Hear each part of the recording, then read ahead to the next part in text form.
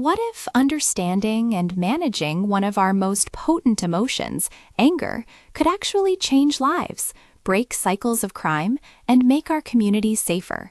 It's a compelling question, and one that drives a fascinating, complex field, anger treatment specifically aimed at reducing reoffending.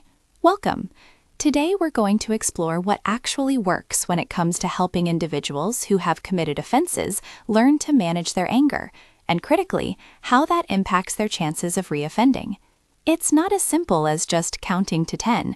This is a dynamic field, full of evolving methods, continuous research, and important debates. We'll break down the core principles, look at the real challenges, and peer into the future of this vital work.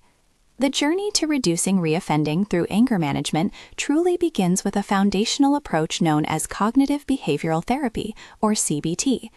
Think of CBT as a highly practical, skill-building framework. It's all about understanding how our thoughts, feelings, and behaviors are interconnected, and then learning to modify those patterns that lead to anger and aggression. Let's unpack what CBT involves, because these are the components that researchers, like seminal figure Raymond W. Novaco, have shown to be most effective. First, there's cognitive restructuring. This is essentially learning to challenge and change those irrational or unhelpful thoughts that often fuel anger. Imagine someone thinks, they did that just to annoy me.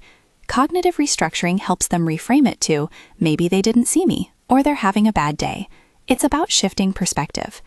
Next, we focus on identifying triggers. We all have hot buttons, specific situations, words, or even internal feelings that tend to set us off.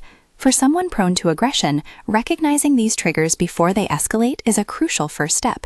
It's like knowing which signs on the road indicate a sharp curve ahead. Then comes emotional regulation. Once you'd identified a trigger, you need tools to manage the intense emotions that follow. This could involve simple yet powerful techniques like deep breathing exercises, backward counting, or practicing pleasant imagery to calm the nervous system.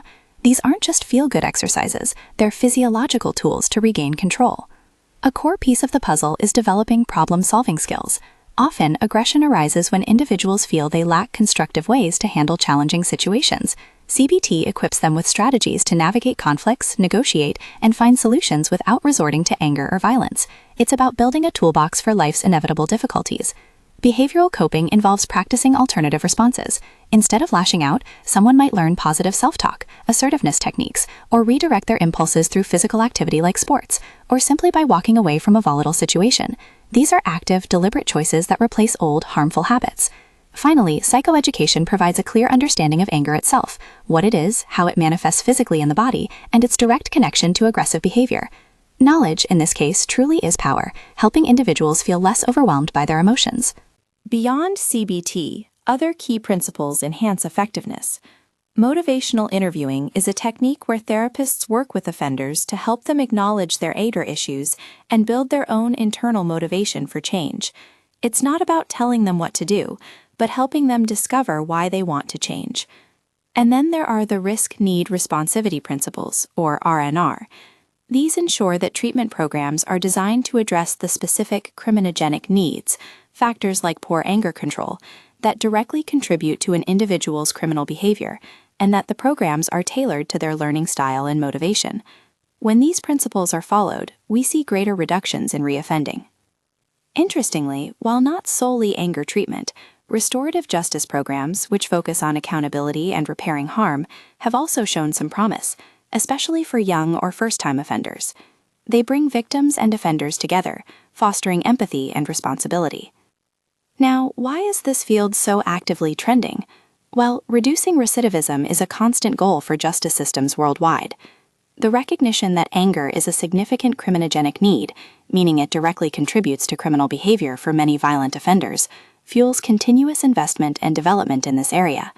Researchers like Gannon, Papalia, Giesbrecht, Wilson, Buffard, and Holland are continually contributing new meta-analyses and quantitative reviews to refine our understanding of what works best. Correctional departments, like the Wisconsin Department of Corrections, and treatment providers, such as Attic Correctional Services, are on the front lines, applying these principles daily.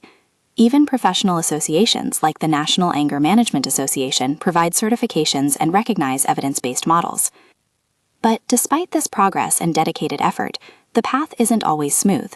We need to be honest about the controversies and debates that persist, because understanding these challenges is key to making things even better. First, let's talk about overall effectiveness and program quality. It's crucial to understand that not all anger management programs are equally effective. There's a wide spectrum out there, and only those rooted in evidence-based CBT principles have consistently shown promise in reducing general and violent recidivism. Many prison-based treatments, while well-intentioned, struggle with inconsistent evidence due to research limitations. A cookie-cutter approach simply doesn't work for everyone. Then there's the specificity of effectiveness. We still have a lot to learn about which specific components of treatment are most effective for different types of offenders and offenses. For example, anger management alone might not be enough or could even be counterproductive for domestic batterers. Their aggression often stems from a need for control rather than just simple anger, requiring a much broader, more specialized approach. This leads us to generalizability. Not all crimes are primarily anger-motivated. While anger is a factor for many violent offenses, other crimes might be driven by greed, addiction, or opportunity. So anger management isn't a universal solution for every individual in the justice system. Another big question mark hangs over long-term impact and durability. Do the benefits of these programs last? Do the skills learned in therapy stick in the face of real-life pressures outside the correctional setting? This is a persistent challenge that researchers are working hard to address. And of course, there's cost-effectiveness. These programs require trained professionals, multiple sessions, and significant resources. Is the substantial investment truly translating into a proportional reduction in reoffending? This is a vital public question that informs policy decisions. A major hurdle is the leap from the structured, simulated environment of a therapy room to real-world application. Skills learned in a controlled setting don't always translate perfectly to the unpredictable, chaotic realities of life outside prison walls, especially when complicated by factors like substance abuse or lack of social support. We need to bridge that gap more effectively. Voluntary engagement also plays a huge role. The motivation level of participants dramatically impacts program outcomes. Those who are court-ordered but lack genuine internal motivation tend to benefit minimally, if at all. True change often requires a willingness to engage deeply. It's also crucial to remember the multivariate nature of offending. Anger is rarely the only factor contributing to criminal behavior. Socioeconomic issues like inequality, unemployment, poverty, and a lack of social support all play crucial roles. This means anger treatment must be part of a broader, integrated intervention strategy that tackles these other complex issues simultaneously. It's rarely just one thing. Finally, the field faces significant research challenges. It's tough to conduct rigorous studies in correctional environments, leading to limited accessibility for researchers, smaller sample sizes, and a scarcity of randomized controlled trials, the gold standard of research. Plus, outcome measures can vary widely, from short-term incidents within a facility to long-term reconviction rates years later. And on the topic of delivery, the National Anger Management Association does not endorse purely online anger management programs for court-ordered offenders without a live component, citing a lack of scientific evidence compared to face-to-face or live virtual programs. So, where do we go from here? The future outlook for anger treatment in reducing reoffending points towards a continued intense focus on refining and enhancing those CBT-based interventions we discussed earlier. Addressing the current controversies will necessitate even more rigorous research, particularly through those randomized controlled trials, to pinpoint the most effective program components for specific offender populations. We need to know who benefits most from what and why. Establishing long-term efficacy and cost-effectiveness will also remain critical priorities. We need to prove that these programs not only work in the short term, but create lasting change and are a wise investment for society. Crucially, anger treatment will increasingly be integrated within comprehensive intervention strategies. This means moving beyond just treating anger in isolation and tackling those broader socioeconomic factors, the inequality, unemployment, poverty, and lack of social support that often intertwine with anger and drive criminal behavior. It's about holistic support. The debate surrounding delivery methods, especially the role of purely online platforms versus in-person or live virtual interactions, will also likely prompt more research in their comparative effectiveness. As technology evolves, we need to ensure the quality and impact of our interventions remain high.